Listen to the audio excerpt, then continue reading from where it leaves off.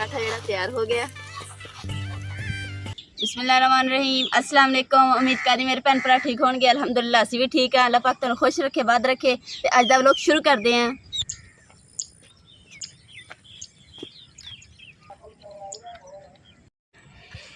अस्सलाम वालेकुम भैन भाई, की हाल है भराओ। अज तो तबीयत जी ना यार वो बहुत ही ज़्यादा ख़राब हुई है। पता नहीं यार की गल हैगी है। तो सुबह उठे हैं ना फजर टाइम नमाज पढ़न वास्ते, तो यकीन कर जाओ ऐदा लग रहा सी कि जिवें ना हड्डियां टुट रही तो बुखार हो रहा।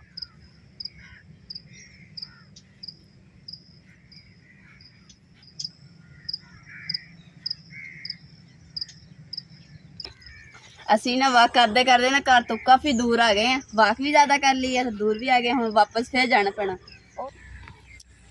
हाय अल्लाह, कुत्ते दी फौजा, मैनू बहुत डर लगता इमरान। अब इत्थे रुक जाने हैं। कुत्ते की फौजा तेरे लिए थोड़ी आना, वो जा रहे हैं पर।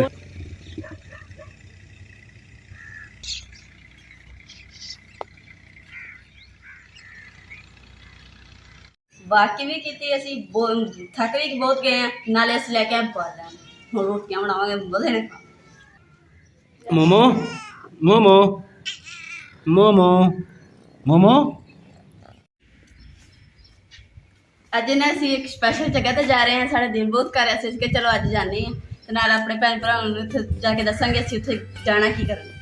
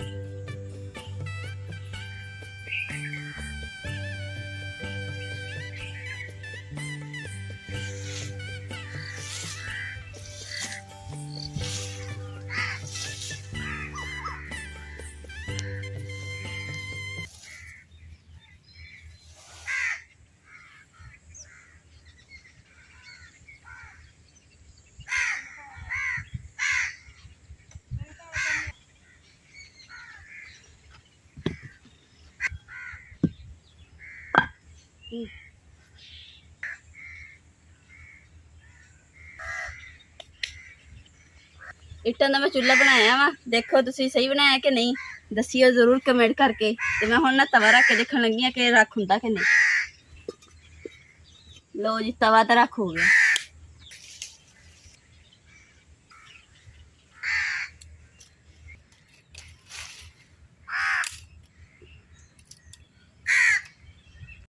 मैं क्या हाथ जेड़े ना गंदे हो गए, मिट्टी लगी हुई, नाल तवा धो लैनी है, नाले हाथ धो लैनी है। वैसे तवा करो धो के लिया, फिर भी बंदा पकाने तो पहले ना तवा धोना चाहिए लाजमी। एक गया मेरे चटाई वाला जहाज उड़दा हवा दे विच। स्टार्ट हो गई साड़ी पट्ठे वाली मशीन, गटा गट गटा गट। मशीन दा मालक है ना, उस भाई ने सानू दस्सिया कि इत्थे ना बहुत वड्डा ना मधुमक्खी लग्या होया वा। जिद्दे तुसीं इत्थे अग बालनी, धुआं गया ना, ते मधुमक्खी ने तुसीं नहीं बचदे, फिर सानू ही आण के चकना पैना। नाले असीं तुहानू मधुमक्खी दिखाने कित्थे लग्या होया, जिथे असीं तुहानू कहा सी ना मधुमक्खी है, तुहानू हुण दिखाने।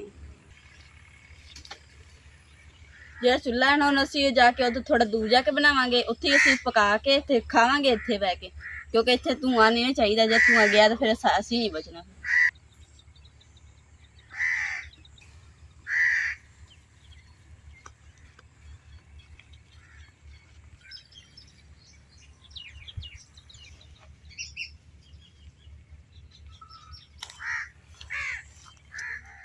दूर ही बच रहा है।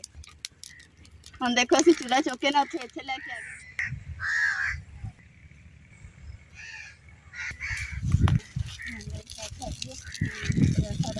तबीयत खराब हो जाए तो उन्होंने सारे करना होंगे जेड़ा भी।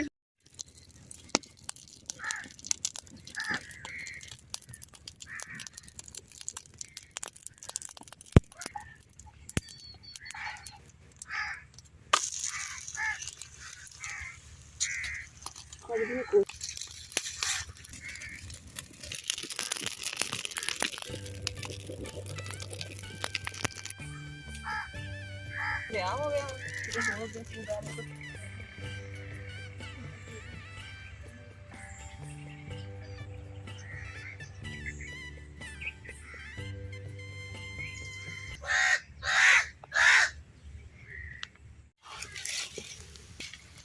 लो जी आलू वाला क्रिस्पी पराठा जरा तैयार हो गया।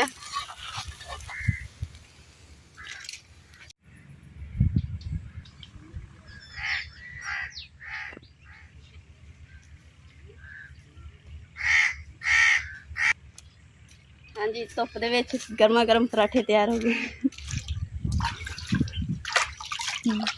देखो नाले हाथों लेने नाले जी धुप दे सेक के पराठे बनाए वो मजे ला खाने यानी कि सुकून बहुत है घर जाने दिल ही नहीं करता।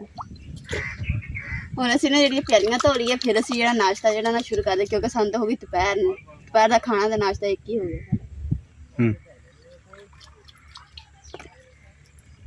ਬਿਸਮਿल्लाहिर्रहमानिर्रहीम।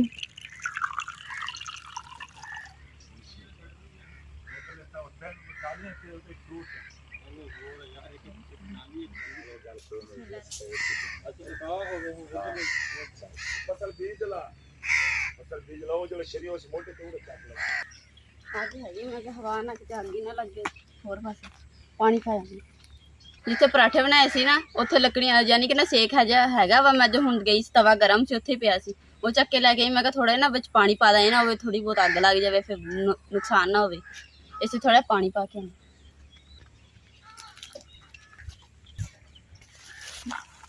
ਧੂੰਆਂ ਨਿਕਲਦੇ ਆ ਦੇਖੋ ਧੂੰਆਂ ਨਿਕਲਦੇ ਆ ਉਹਨਾਂ ਤੇ ਫਿਰ ਇਸ ਲਈ ਮੈਂ ਕਿਹਾ ਕਿਤੇ ਅੱਗ ਉੱਗੀ ਨਾ ਲੱਗ ਜਾਵੇ ਇਸੇ ਹੁਣ ਬੁਝਾ ਦਿੰਦੇ ਆ ਦੇਖੋ ਕਿਦਾਂ ਕੱਪੜੇ ਗੰਦੇ ਹੋ ਗਏ।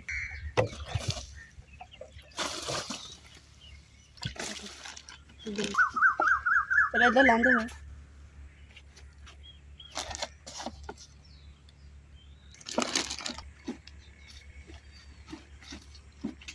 खाना पीना असी कर लिया हुण साडी घर दी वापसी जा रही।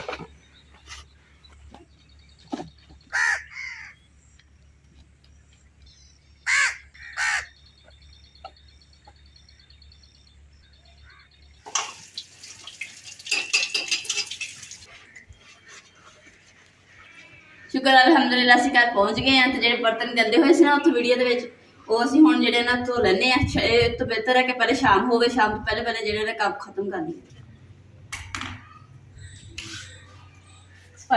सफाई करनी सी मैं कहा लकड़ां जिहड़ियां ने सैट रख लैनी ताकि सफाई करनी जिहड़ी ओह आसानी हो जाए।